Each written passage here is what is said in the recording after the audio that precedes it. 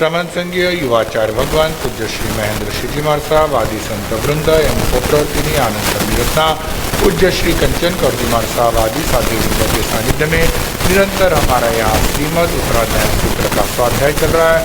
आइए इसी स्वाध्याय में आज हम 30वें अध्याय का स्वाध्याय करेंगे। पुरुष आइए आप और हम सभी पुच्छी सुनम वीरथी का यहाँ पाठ करेंगे, स्वाध्याय करेंगे।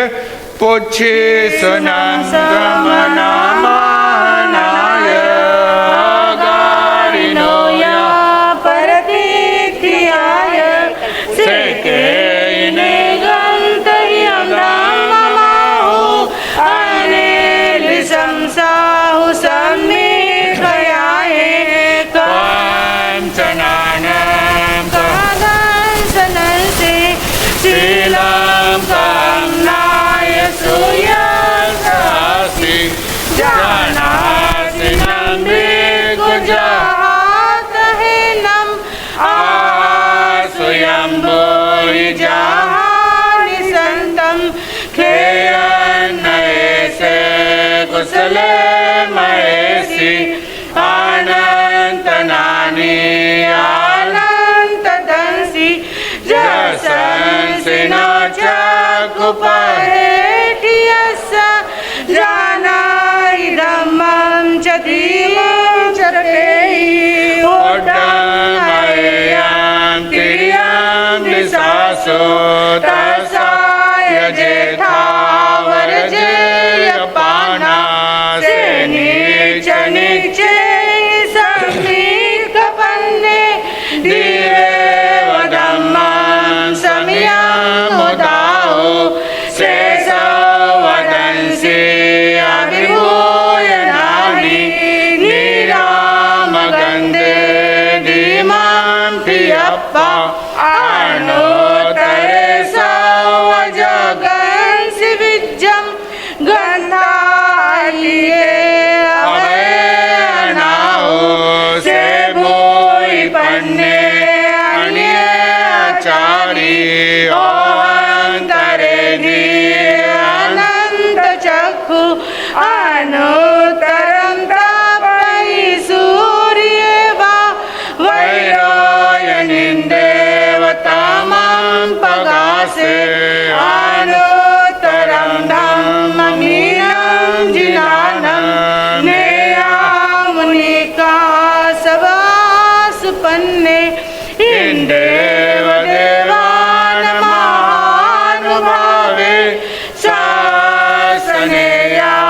शासनेयादिनं विशिष्टे सेपनया खयसागरे वा महोदयि वा विअनन्तपारे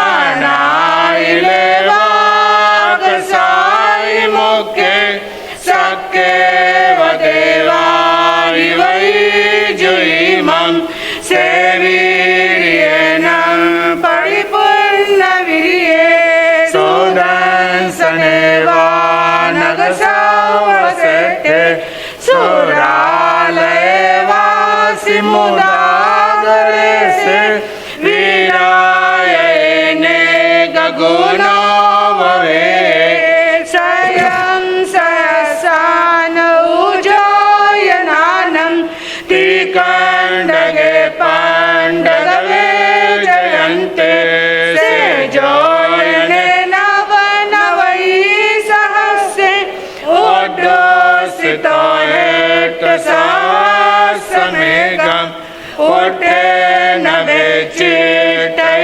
भूमिवट्टिये जं सूर्यानुपर्यटयन्ति से हेमवर्णे बहुनन्दनेया जंसीरतिं वेदयन्ति महिन्दा से पवयसदमापगासे वीरायै काञ्चनमाट्टवन्ने अणोत्तरे गिरिसुयपौवदुग्गे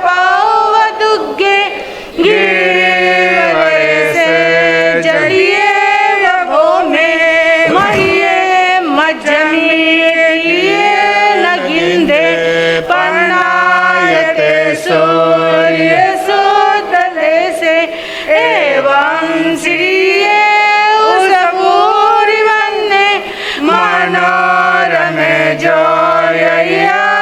हिमाली सुदर्शनस्य वजसा गिरिश पौचैमातोपवयस्य एतो मे समनेनाय पुत्रे जाये जसोदर्शननानशीले गिरिवरेवान्विसहाय यानं नृयेव सेट्टे वलयायतानं तो वनेसे जगभूपन्ने मुनीन मध्ये तमदाहुपन्ने अनोत्तरं धम्ममुयिरहिता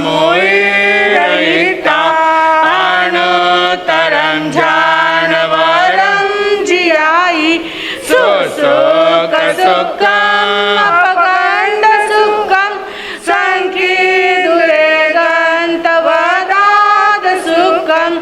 अनोत्तरं परमं महेशि अशेषतं मनसविषोहिता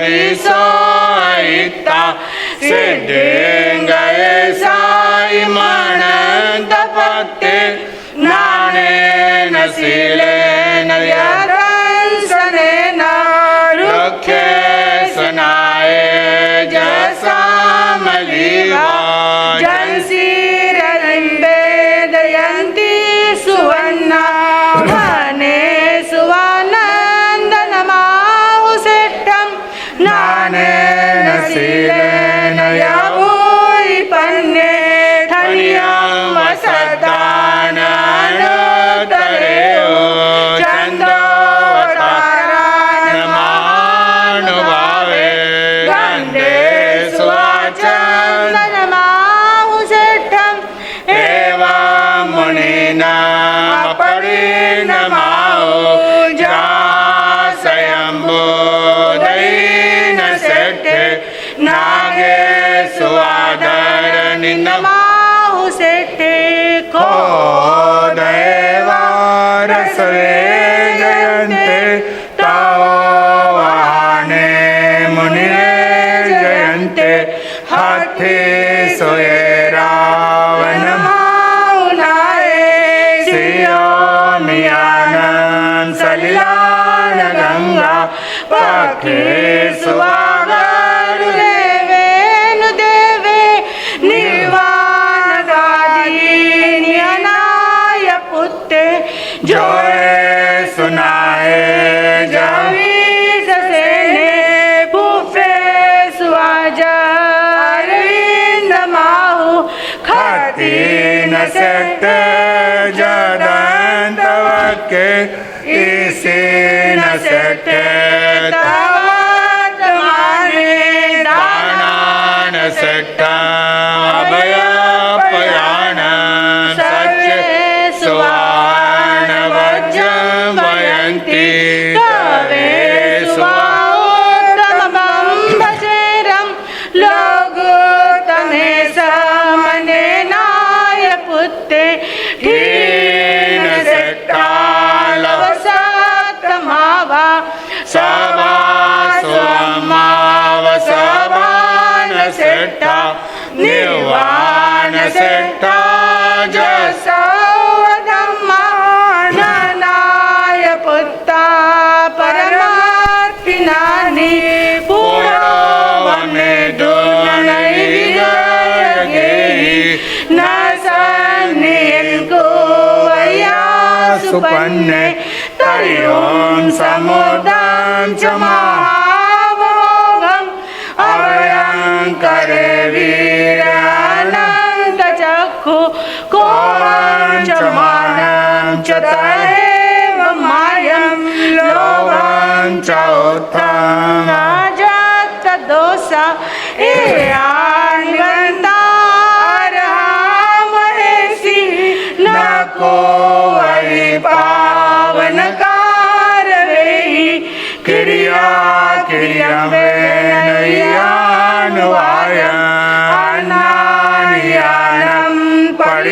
पर्यचटानं शेषवायं ये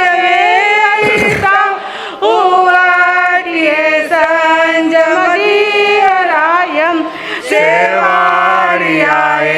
तिसराय भक्तम् ओर्णवं दुःखकयाटयाय लोकं विदितारं परं च सर्वं प्रभुवार्य सर्ववारं स्वच्छाय धम्मं अनन्तवासियं समायमाटपवशुद्धं तं सदानाय जनानां इन्द्रदेवा हिवागमिषन्ति इन्द्रदेवा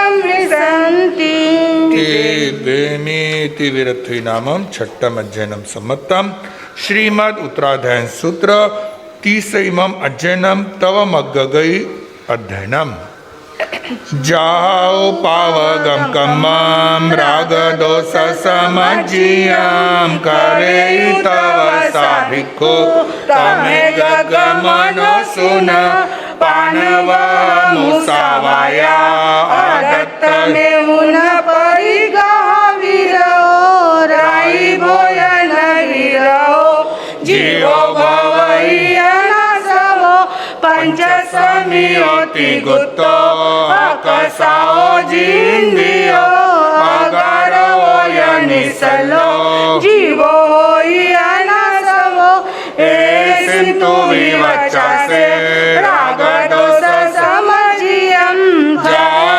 जागवयिको तमे गमन सुन जामातरायस सन्निरुद्धे जलागमे संचनाय तवनाय कामेनं शोषण भवे एवं तु संजय सावी पावकं निरासवे भवकोरि संचियं कम्मं तव सनिचरि जयि सोतवो दुविहो पुत्तो बाहिरभन्तरता बाहिर छवियो पुत्तो एवं अभ्यन्तरतो अनशन मुनो यरिया भिक्कायरिया यरस परिचाओ काय किले सोसलिनया यवजोतो इतरिया मरण काले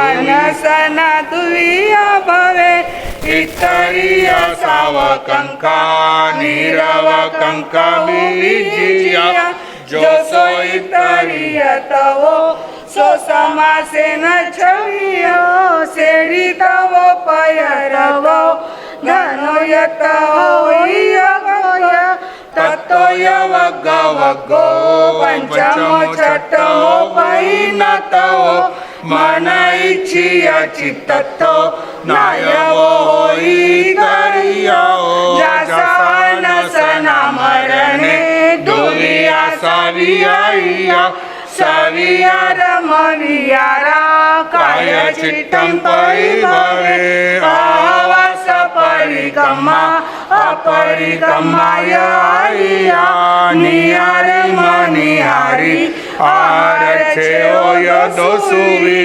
ओमयरणं पंच समासे नवियायं दवोखेत कालेनं भावेन पचवेय जो जसुआरो तत्तो मम तुझो करे जानने गसिताई एवं दवे न उभवे गामे नगरे तरायानी निगमे यागरे पल्ली खेड़े कब्बड़ दोन मुहे पट्टन मडंब संभावे आसम पये विहारे सन्निवेशे समाय घोषेय थैली सेना खंदारे सत्य संबट कोटेय वाड़े सुवरथा सुव घरे सुवा एवं मितियं खेतं कपयु एवं माई एवं खेतेन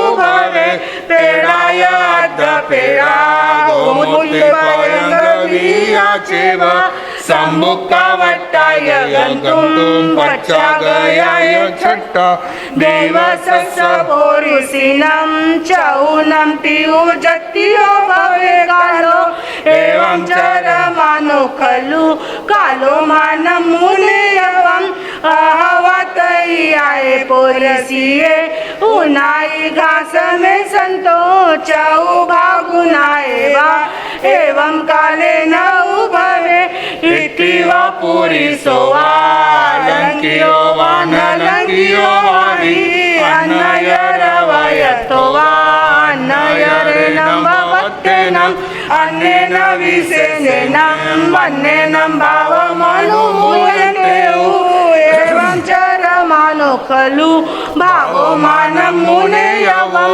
द्रव्ये कृते काले भावमुयाया उजे भावा एवमचरो पज्जवचरो भवे भिक्खु अट्टवीय गोयरगं तु ताः सत्येव एषना अभिगहाय जे अन्ये भिक्खायरियमाहिया क्षीरदयि सप्पिमायि पनीयं पानभोजनं परिवज्जनं रसानं तु वनीयं रसविभजनं खानाविरासनायिया जीवस्य सुहावः उगजाधरि जन्ति कायकिले समतमायियं एगन्तमनावाये इति पशुविवर्ज्ये शयनासन सेवनया विवित शयनासनम् एषो बाहिरगन्तवो समासेन विहायो अभ्यन्तरं तव हेतोच्छामि अनुभुवसो पायचितं विनओ वेयावचन्त एव सज्जाओ जानं च वियुसगो एषो अभ्यन्तरतो आलोय नारिहाय्यं पायचितं तु दशवियं जम्बिकुवै समं पायचितं तमाह्यं अभूटानाञ्जलिकरणं तहेवासनदायनं गुरुभक्तिभाव सुसाविनो एषवियाय्यो आयरियमाय्ये वेयावचन्नि दशविहे आसेवनं जहाथामं वेयावचन्तमाह्यं वायना पुच्छना चेव तैव पर्यटना अनुपेहागमकः सज्जाओ पञ्चः भवे अटरुदानि वज्जिता जाये जासु समाह्ये धम्मसुखायं जानायिं जानन्तं तु भुवये शयनासन ठानेवा जीव भिकुनावरे कायस्य वियुसगो छटोसो परिकीर्तियो एवं तवं तु दुर्विहं जे समं आयरे मुनि सौखिपं सर्व संसारा विपमुच्चै पंडियो इति तौमग्गम नामं तीसरे मध्यनं सम्मतम। चरण तीर्थंकर प्रभु महावीर स्वामी जन जन के आस्था केंद्र राष्ट्र संत आचार्य भगवान पूज्य गुरुदेव श्री आनंद ऋषि जी महाराज साहब के पवित्र पावन स्मृति में कोटि वंदन। श्रवण संघीय चतुर्थ पटधर आचार्य सम्राट डॉक्टर श्री शिवमुनि जी महाराज साहब, श्रवण संघ के भावी आचार्य युवाचार्य भगवान पूज्य श्री महेंद्र ऋषि जी महाराज साहब के चरणों में कोटि वंदन। धर्म प्रेमी भाइयों, सुशीलवती माताओं एवं बहनों, प्रभु महावीर की अंतिम देशना श्रीमद् उत्तराध्याय सूत्र का हम यहाँ निरंतर पिछले 11 दिनों से स्वाध्याय कर रहे हैं। पुनवानी है आप सभी की और हम सभी की भी कि प्रभु की वाणी आज भी हमारे पास बराबर आ रही है। विचार कीजिए, अगर प्रभु की वाणी हमारे पास नहीं रहती, हमारे उस समय आचार्यों ने अगर पुरुषार्थ नहीं किया होता, देवर्धि गणि श्रमाश्रमण के अगर मन में नहीं आता तो क्या होता जी? पहले की पद्धति आपको पता है ना कैसी रहती थी? गुरु शिष्य को सुनाते, शिष्य याद कर लेता, आगे वही परंपरा निरंतर चलती रहती। पर देवर्धि गणि श्रमाश्रमण के जब उनका सरदर्द हो रहा था और वे सूंठ की लकड़ी लेकर आए कि इसको घिसकर मैं शाम को सूर्यास्त के पूर्व माथे को लगा दूंगा, जिससे रात भर में मेरा सरदर्द में आराम हो जाएगा। तो कहते याद कैसे रखो, इसलिए उन्होंने उस लकड़ी को कान के यहां रख दिया। बराबर रख तो दिया पर भूल गए। जब वंदना प्रतिक्रमण की वंदना करने लगे, तब जब झुके तब वो लकड़ी गिर गई और उन्हें याद आया कि अरे इसका तो मुझे सर पे लगाना था, पर मैं तो भूल गया। आज मेरे जैसा एक पूर्वधर्मी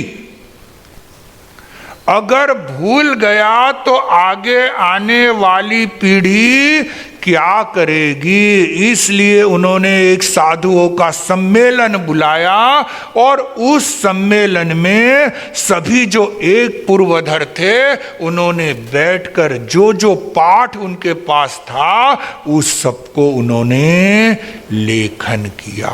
नहीं करते तो अगर सोचते क्या करना है, क्यों दोष लगावा, क्यों यो करा, तो क्या होता?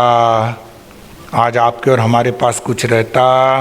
प्रभु महावीर की कोई भी प्रभु महावीर की वाणी हमारे पास आती ही नहीं। ये वाणी आई तो उन पूर्वधर आचार्यों की बहुत बड़ी कृपा हम पर है, बहुत बड़ी देन है कि जिनके कारण से आज हम इस वाणी को हम सुन रहे और हमारे कान को और मन को पवित्र पावन बना रहे हैं। नहीं तो कोई भी किताब हाथ में आ जाती, पढ़ लेते और काम अपना निकाल लेते। पर प्रभु की जो वाणी है वो वाणी कैसी है? जीवन में बदलाव लाने वाली है। ऐसी नहीं कि सिर्फ सुन लिया इसलिए आते हैं, हर साल दिवाली को सुनना होता है इसलिए। जैसे अंतगढ़ सूत्र का होता है ना, क्या होता है?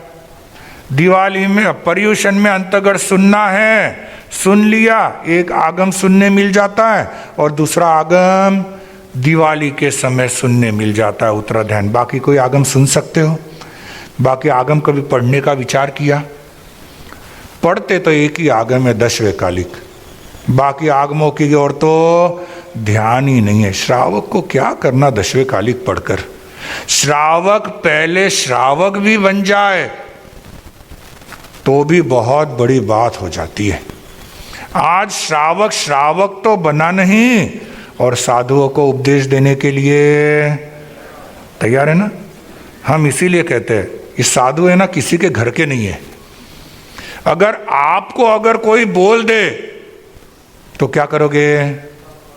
हाँ, उसको 4 बात सामने सुना दोगे और साधु को कोई 4 बातें सुनाएगा तो खुश हो जाओगे आप। तो ऐसा ही चाहिए। आजकल सब मारसा विषय हुई गया है।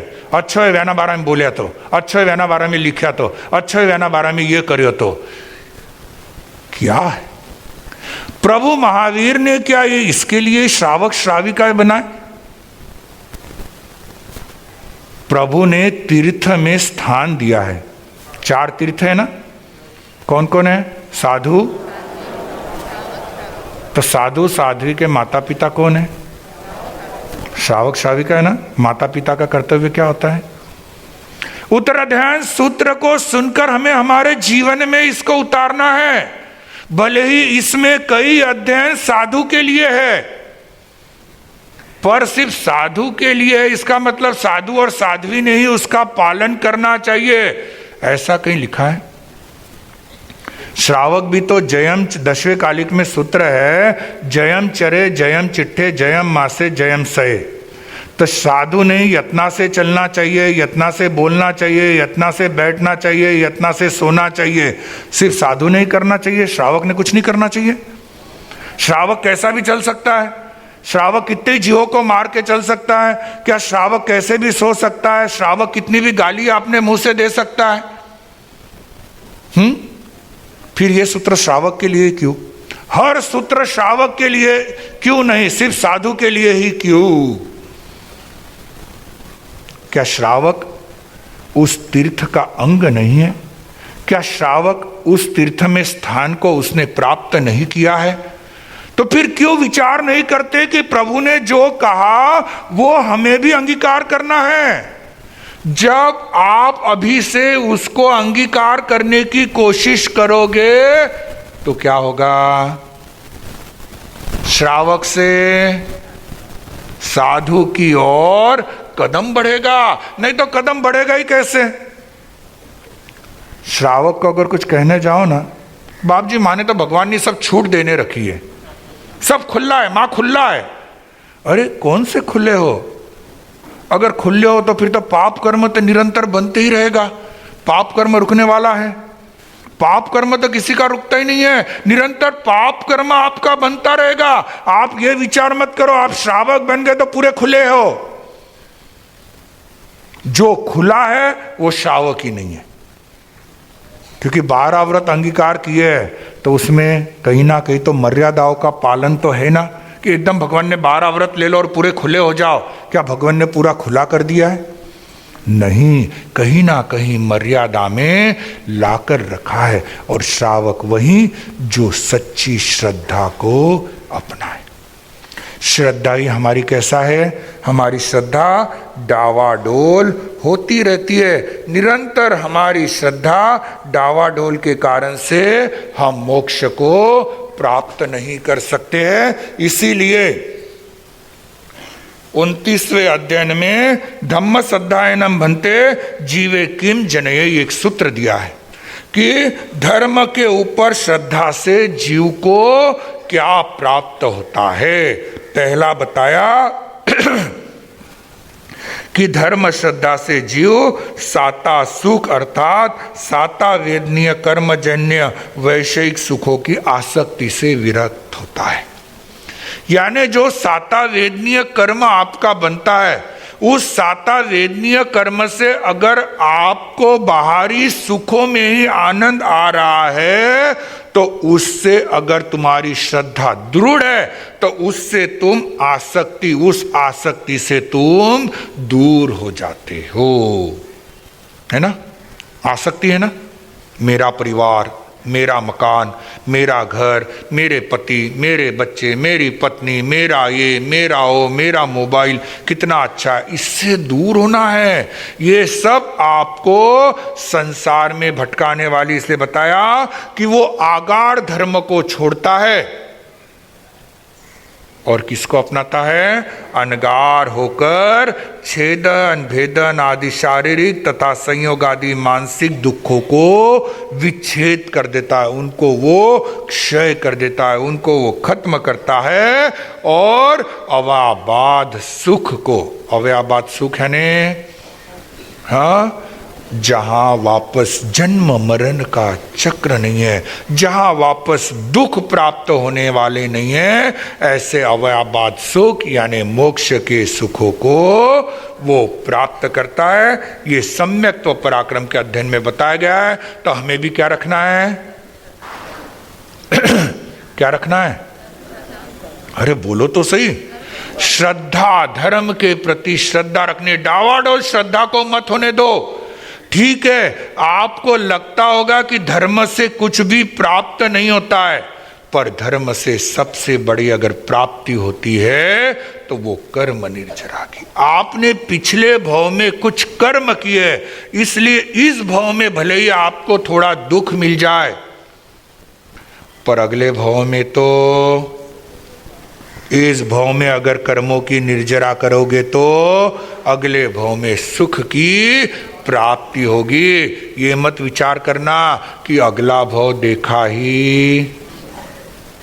है कि नहीं देखा है? नहीं देखा है, देखोगे? हाँ या ना तो बोल दो, देखोगे ही। यहां से सीधे मोक्ष तो जाना नहीं है, तो अगला भाव तो भले ही चारों गतियों में से किसी ना किसी एक भाव में तो कोई ना कोई व्यक्ति जाने वाला है। जैसे उसके कर्म रहेंगे उस दृष्टि से वो उस गति में जाएगा। जितने आप धर्म के प्रति श्रद्धा रखोगे उतने अच्छे गति में जाकर जल्द से जल्द मोक्ष को प्राप्त करोगे। जो सम्यक्त्व में पराक्रम करता है वहीं आगे तप की ओर आगे बढ़ सकता है। एक सम्यक्त्व और एक दूसरा मिथ्यात्व। सम्यक्त्व यानी सही डायरेक्शन, मिथ्यात्व यानी रॉन्ग डायरेक्शन। आप अगर सही डायरेक्शन में चलोगे, अगर आपको बेंगलोर जाना है तो आपको कौन से रास्ते पर चलना पड़ेगा? बेंगलोर वाले रास्ते पे चलना पड़ेगा ना, हैदराबाद वाले रास्ते पर चले तो, क्योंकि गलत डायरेक्शन आपने पकड़ लिया है। सही डायरेक्शन बेंगलोर जाना है तो सही डायरेक्शन वो है, तो उसी ओर आपको अपने कदम बढ़ाने पड़ेंगे। तो सही डायरेक्शन में चलोगे। जो सम्यक्त्व में पराक्रम कर लेता है वो सही डायरेक्शन में चलता है। जो सही डायरेक्शन में चलता है वो ही तप को अपने जीवन में अपना सकता है।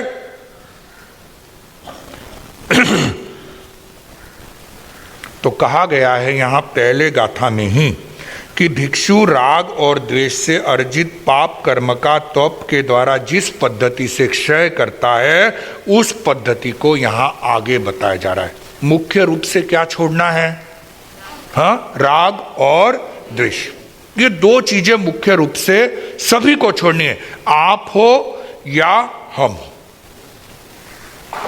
कोई भी हो, जब तक आपके भीतर में किसी के प्रति राग है और जब तक आपके भीतर में किसी के प्रति द्वेष है तब तक आपको मोक्ष मार्ग प्राप्त नहीं हो सकता। भले ही कोई अच्छी से अच्छी क्रिया का पालन कर ले, कोई अच्छे से अच्छे अपने बातों को अपने जीवन में स्वाध्याय से लेकर हर चीज को अपना ले, पर जब तक राग और द्वेष छूटा नहीं है तब तक मोक्ष का सुख प्राप्त होने वाला नहीं है।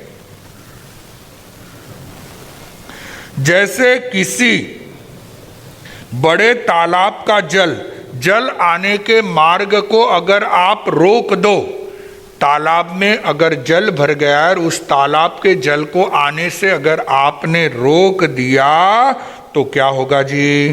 धीरे धीरे वो पानी निकाल दो तो उस तालाब सूख जाएगा। उसी प्रकार तप करने से कहा गया है कि संयमी के करोड़ भवों के जो संचित किए हुए पाप कर्म हैं वे भी तप से नष्ट हो जाते। तप की महिमा इसीलिए हमारे यहाँ बताई गई है। जैन धर्म में जितनी तप की महिमा बताई गई है उतनी बाकी किसी धर्म में बताई है नहीं बताई गई। आप लोग आजकल क्या सोचते, क्यों भूखो रहे हो, क्यों भूखे भूखे मरना, क्या करना है तप करके? अरे तप के बिना कर्म निर्जरा नहीं हो सकती है। तप करना बहुत आवश्यक है, बिना उसके व्यक्ति कुछ भी आगे नहीं बढ़ सकता है। तो तप के दो प्रकार बताए, कौन सा? बाह्य और आभ्यंतर। बाह्य तप कितने प्रकार का है? 6 प्रकार का, और आभ्यंतर तप 6 प्रकार का। बाह्य तप में 6 प्रकार कौन से? अनशन, उनोदरी, भिक्षाचर्या, रस परित्याग, काय क्लेश और प्रतिसल्लीनता। ये 6 भेद बताए। पहला कौन सा बताया? अनशन। अनशन यानी हाँ, उपवास करना। तप बड़ी बड़ी जो तपस्या आती है वो सब अनशन में आती है। इसलिए इसमें एक बात बहुत अच्छी बताई गई है 11वें अध्ययन की। 11वें सूत्र बताया, अध्ययन नहीं, 11वां सूत्र बताया है, मन इच्छीय चित्तथो नायवो होई इतरियो। अर्थात तप करने से जो भी आपकी मनोवांछित इच्छाएं है वो फल देने वाली है ना। तप से होता है ना। उदाहरण बताओगे कि तप से अपनी इच्छा जिसने पूरे की, हाँ, श्री कृष्ण राजा, क्या किया उन्होंने? तेला किया। किसके लिए तेला किया? हाँ, सहोदर भाई हो इसलिए उन्होंने क्या किया? तेला किया। तो क्या हुआ? उनकी मन की इच्छा पूरी हो गई। पर उनकी तप किया, मन की इच्छा पूरी हुई, पर उस तप से कर्म निर्जरा हुई? कर्म निर्जरा नहीं हुई। तो हमको अगर कोई इच्छा है उसके लिए करो तो ठीक है, पर तप तो हमें करना है कर्म निर्जरा करने के लिए ही, क्योंकि तप से जितनी कर्म निर्जरा होती है उतना कोई साधन नहीं है जिससे कर्म निर्जरा हो सके। तो पहला कौन सा है? अनशन।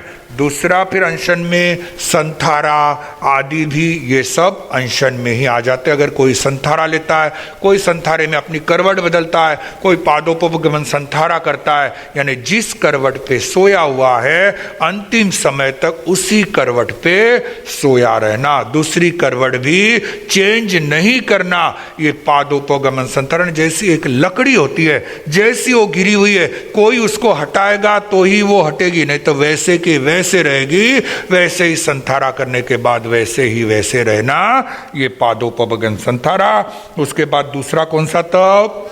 उनोदरी। उनोदरी जो जितना भोजन करता है उसमें ज्यादा खाना, यानी उनोदरी। कम खाना यानी उनोदरी। फिर आप क्या करते हो? उनोदरी तब करते हो क्या? जब कहीं शादी ब्याह भोजन कार्य होता है तब जाते हो, तब क्या करते हो? नहीं, दबा के तो सभी खाते हैं, ऐसे भी दबा के, घर पे भी दबा के ही खा लेते हो, उसका कोई प्रॉब्लम नहीं, पर थाली पहले पूरी भर लेते हो। क्यों थाली ज्यादा भरते हो? वापस मिलेगा या नहीं मिलेगा ये सोचकर आप थाली पूरी भर लेते हो। अरे विचार कीजिए, नहीं मिला तो क्या हो गया, आज थोड़ी उनोदरी कर लूंगा, थोड़ा पेट से कम खा लूंगा, क्या फर्क पड़ता है। खाने खाने में तो जिंदगी बीत रही है, रुक रही है जिंदगी। आप कहोगे बाप जी थोड़ा खाई लो, पछे थोड़ी उम्र आगे बढ़े तो चोखो है, तो उम्र आगे बढ़ने से रुकेगी? उम्र तो निरंतर आगे बढ़ने ही वाली है, रुकने वाली नहीं है। इसलिए हमें विचार करना है कि खाना कैसे, कम खाना, थोड़ा कम खाओ, बहुत कम मत खाओ। अगर आपको 4 रोटी की भूख है तो 4.25 रोटी खा लो, कोई प्रॉब्लम। पर ऐसा नहीं इधर रोटी कम खाई और इधर चावल भरपूर ले लिए, तो फिर तो इक्वली हो गया, फिर तो कोई प्रॉब्लम, मजा नहीं। थोड़ा पेट से कम खाना, विचार करो भगवान ने कितना सरल तब बताया आपके लिए कि कुछ नहीं करना है, सिर्फ पेट से कम खाना है। तो ये भी एक बहुत बड़ा तब बताया गया है, उनोदरी। और उनोदरी में ही जो भाव उनोदरी है उसमें जो अभिग्रह लिए जाते हैं वो भी भाव उनोदरी का ही एक प्रकार है कि स्त्री अथवा पुरुष, अलंकृत अथवा अनलंकृत, कोई स्त्री ऐसी हो जिसके माथे पर घड़ा हो, एकदम सजी धजी हो, वो अगर सामने आए तो मैं पार ना करूं, इस प्रकार की भाव उनोदरी भी एक प्रकार के, अब जिसको क्या कहते हैं, अभिग्रह लेते हैं ना, तो उस अभिग्रह को भी उनोदरी में गिना गया है। उसके बाद तीसरा तप कौन सा? भिक्षाचर्या। भिक्षा के लिए, गोचरी के लिए जाना, ये भिक्षाचर्या तप।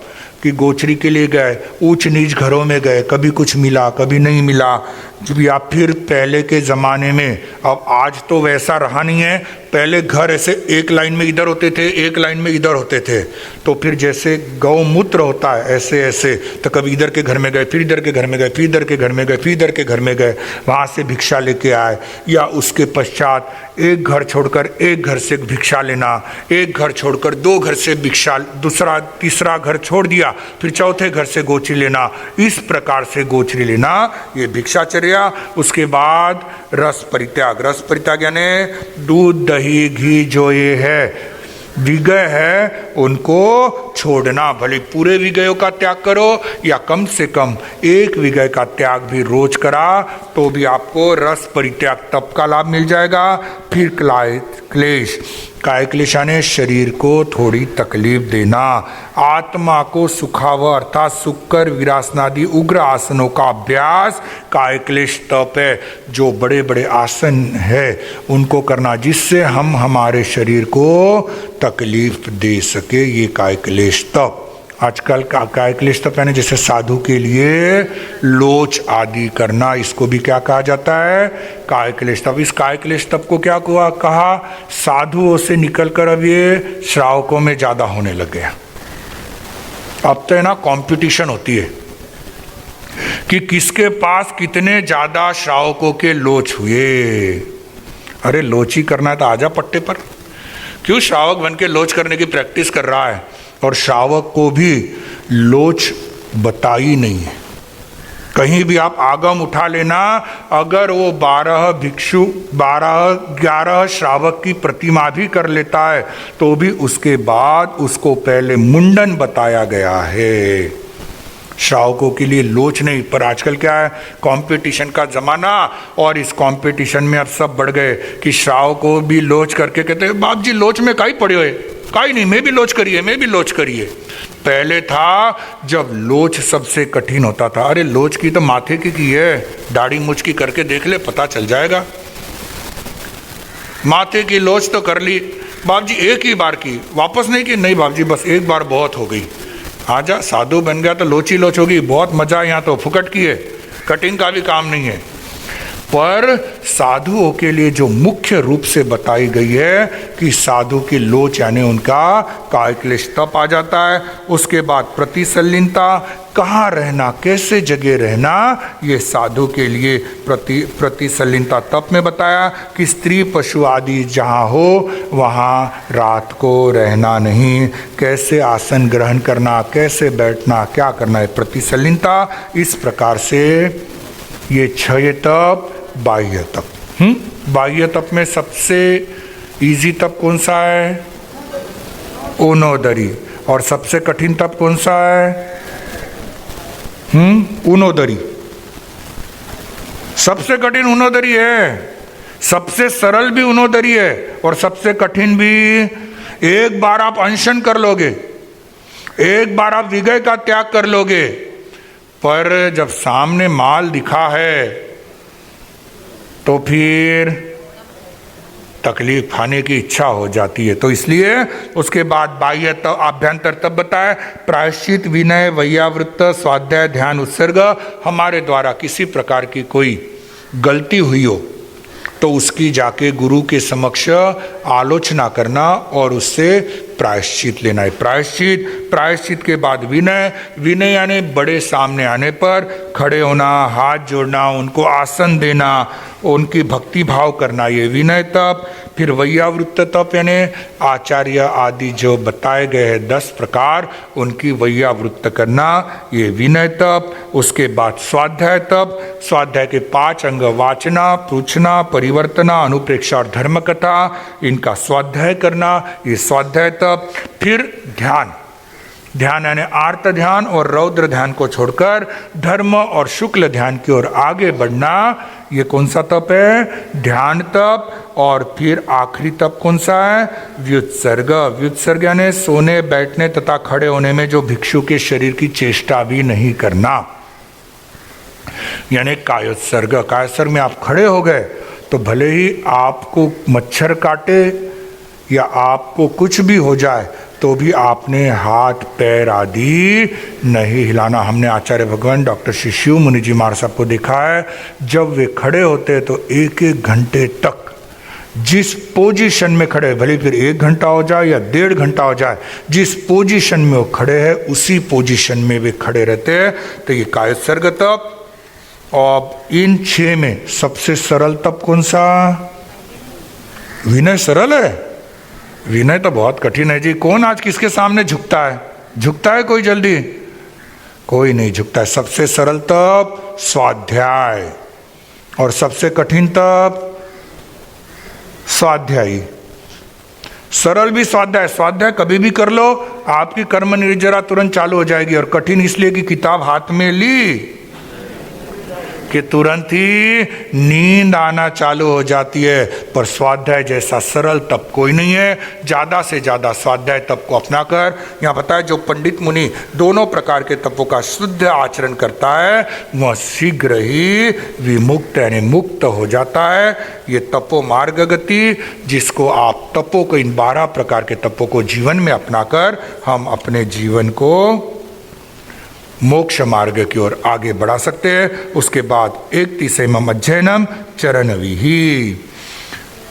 चरणविं पवखामि जीवसौ सुआवं जं चरिता बहु जीवा तिन्ना संसार सागरं हे गौ वीरायं कुज्जा हे गौ यपवर्तनम् असंजमे नियतिं च संजमे यपवर्तने राग दोषे यदोपावे भावकम् पवर्तने जे भिकुरुम्भै नित्यं सेनाच्चै मण्डले दण्डानं गारवाणं च सल्लानं च तियं तयं जे भिकुचयै नित्यं सेनाच्चै मण्डले दिव्य जय असगे तातेरी च मानुषे जे भिकुसै नित्यं सेनाच्चै मण्डले विगाकसाय सन्नानं जानानं च दुयन्तः जे भिकुवज्जै नित्यं सेनाच्चै मण्डले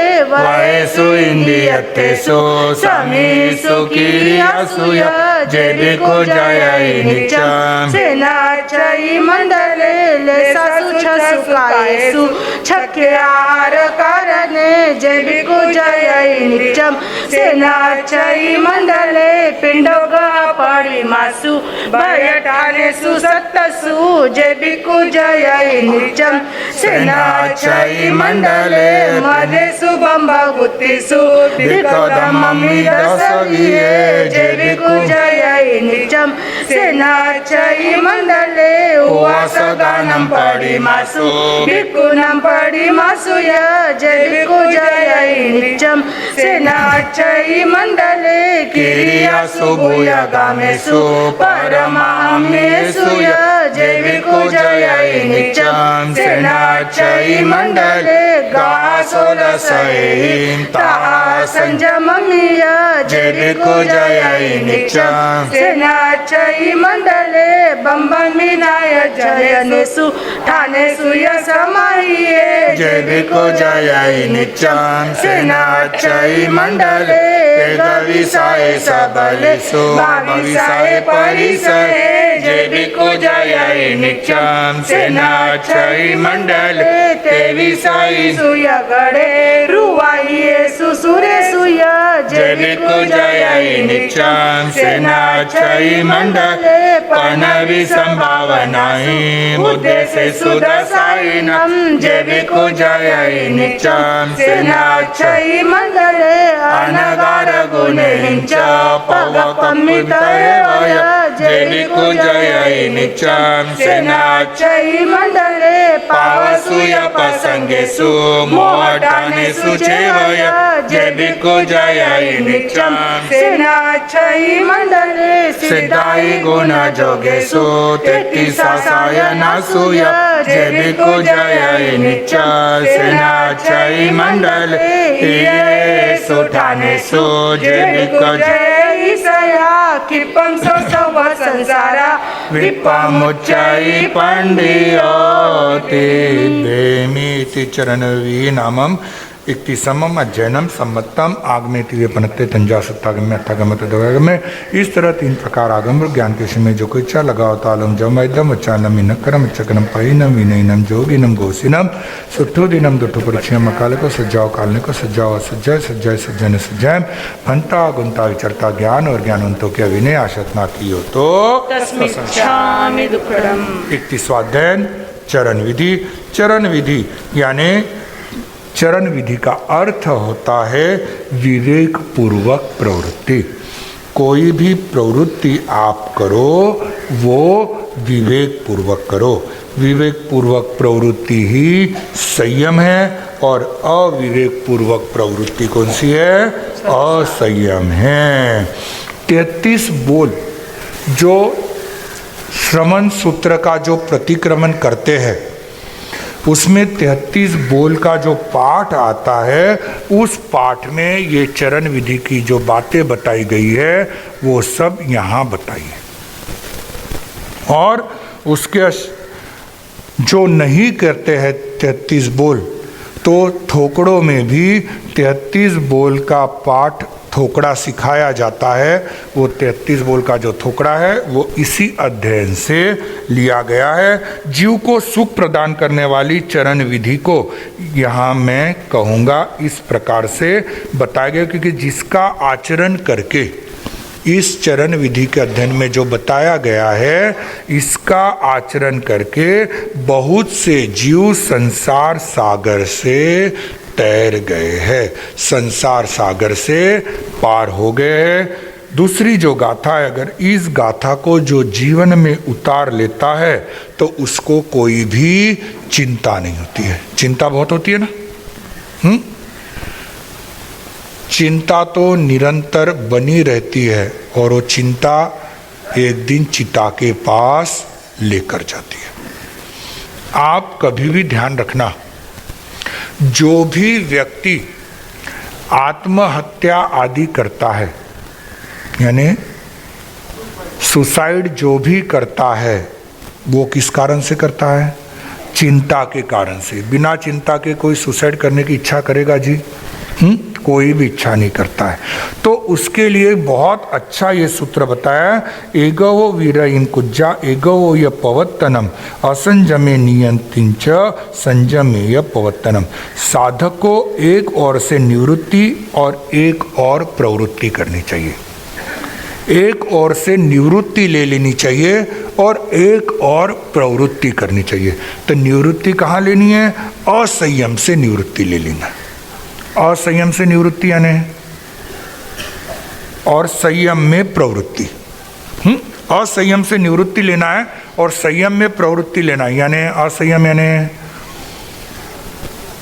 और संयम यानी, चलो संयम बता दो फिर असंयम की ओर अपन चले जाएंगे। संयम यानी दीक्षा, संयम यानी मर्यादा, संयम यानी कोई भी कार्य करो विवेक पूर्वक करो। खड़े हुए विवेक पूर्वक, बैठे हो विवेक पूर्वक। इसलिए आप सामयिक में बैठते हो तो क्या करते हो? पहले पूंजते हो ना। बिना पूंजे कोई आसन बिछा देता है? भले पूंजनी नहीं होगी तो आसन से तो भी पूंजेंगे उतनी जगह, पर पूंज कर ही बैठते। तो ये क्या हो गई? संयम में आपकी प्रवृत्ति हो गई। असंयम से आप क्या हो गए? निवृत्त हो गए। वैसे ही आपको संसार में करना है। संसार में तो रहना है, दीक्षा तो लेनी नहीं है, तो क्या करना? असंयम से निवृत्ति लेनी है। बेटा बड़ा हो गया, बिजनेस संभालने लग गया, तो क्या करना? उससे निवृत्त हो जाना। बहू घर में आ गई, अब सब कुछ संभालने लग गई, फिर भी अगर सास अगर बीच बीच में जाकर करने लगे तो काई हो जावे। हाँ, तो वहां से निवृत्त हो जाओ। जब बहू कहे सासू माँ इतो करना है तो कर दो, नहीं तो अपना धर्म ध्यान करते रहो। पर हम ऐसा किसी को कहते ना बहनों को, तो हमारे कहते बाप जी नहीं करा तो काम री आदत छूट जावे, पचे बहु कठे गई तो काम तो माके ही करनो पड़े, है ना? सही है ना? और बहुएं भी सोचती है सासू थोड़ी करती रहेगी तो काम चलते रहेगा, नहीं तो अकेली मेरे माथे सब बोझ आ जाएगा। नहीं, करने के लिए मना ही नहीं है, पर उतना ही करो जितना आपको आवश्यक है। तो ले बहू मैं कर दूँ, दे बहू मैं कर दूँ। बहू सोचती है सासू माँ करती ना छोड़ दो, और फिर सासू गलती मारी बहू तो कहीं करे ही को नहीं, सब मने ही करना पड़े। तो छोड़ो, निवृत्ति में आ जाओ, दूसरी ओर अपनी प्रवृत्ति करो, धर्म ध्यान करो, क्योंकि यही समय है धर्म साधना करने का। बता नहीं कब मौत आ जाए और धर्म साधना भी छूट जाए, इसलिए अभी समय है, कर लो। जब काम है तब काम कर लो, नहीं काम है तो धर्म साधना करो। मोबाइल छोड़ दो। मोबाइल क्या करता है? मोबाइल असंयम है या संयम है? असंयम है ना? समझ में तो सबके आता है, पर फिर भी उसकी प्रवृत्ति कितनी चलती है। ऐसे नहीं, मोबाइल में कोई अच्छी भी चीज़ें होंगी, मैं ये नहीं कहता हूँ सब बुरी चीज़ें होगी, आपको पता अच्छा है बुरा है क्या है, पर व्यक्ति उसमें फेसबुक से लेकर व्हाट्सएप से लेकर इंस्टाग्राम से लेकर जो इसमें असंयम में प्रवृत्ति करने लगता है। और आजकल तो क्या आ गया है, वेब सीरीज। अभी हमारे यहाँ ना एक पत्रक आया था जिसमें एक मंदिर वाले कोई संत है, उन्होंने एक अभी प्रोजेक्ट चालू किया है कि कम से कम 50 दिन तक के लिए तो भी हम वेब सीरीज नहीं देखेंगे।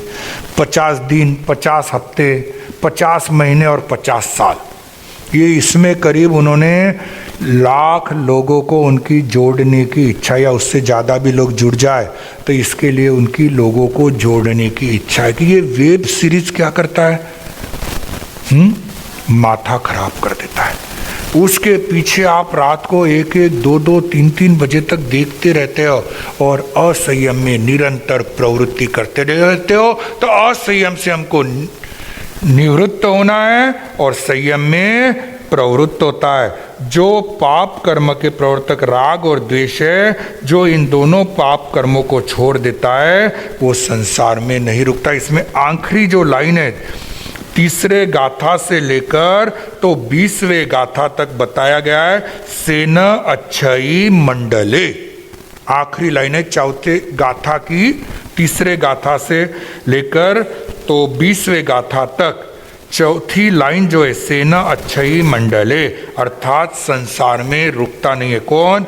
जिसने राग देश को छोड़ दिया, जिसने कर्मों की निर्जरा करने लग गया, फिर उसके बाद 3 दंड, 3 गौरव, 3 शल्य को जो त्याग कर देता है, देव तिर्यच मनुष्य भव संबंधी जो आपको उपसर्ग आता है, जो भिक्षु उसमें जो उसको सहन कर देता है वो संसार में नहीं रुकता है। विकथाओं को छोड़ना, कषायों को छोड़ना, संज्ञाओं को छोड़ना, जो बुरे ध्यान है उनको छोड़ना, जो इनको छोड़ देता है वो संसार में रुकता नहीं है।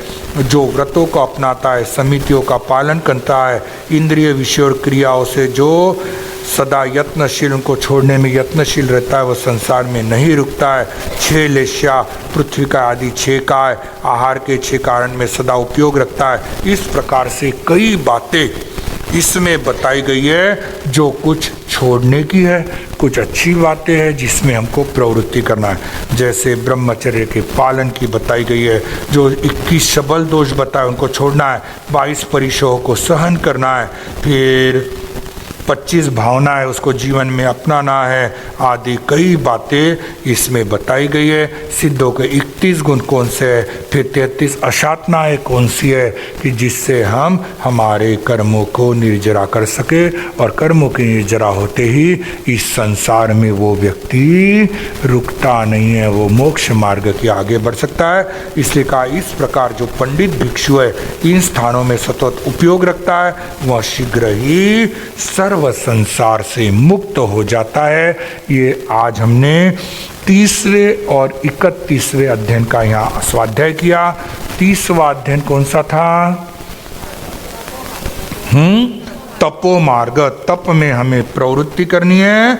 और उसके बाद का अध्ययन जो बताया कि तप करते हुए तुम्हें असंयम से निवृत्ति लेना है और संयम में प्रवृत्ति करना है। जो इसको करेगा वो अवश्य मोक्ष के सुखों को प्राप्त करेगा। नमो अरियंतानम, नमो सिद्धानम, नमो आर्यानम, नमो अध्ययनम, नमो लेसौ सौनम। गुरुदेव की आज्ञा चतारि मंगलम अरियंता मंगलम सिद्धा मंगलम साहू मंगलम केवली पुनत्तो धम्मो मंगलम। चतारि लोतमा अरियंता लोतमा सिद्धा लोतमा साहू लोतमा केवली पुनत्तो धम्मो लोतमो। चतारि शरणम पौज्जामि अरियंते सिद्धे साहू शरणम पौज्जामि केवली पुनत्तम धम्मम शरणम पौज्जामि। अरियंतों का शरणा, सिद्धों का शरणा, साधुओं का शरणा, केवली प्रपिद्या धर्म का शरणा। चार शरणा दुर्गति अर्ना और शरणा नहीं कोई, तो अक्षय अमर पद होय।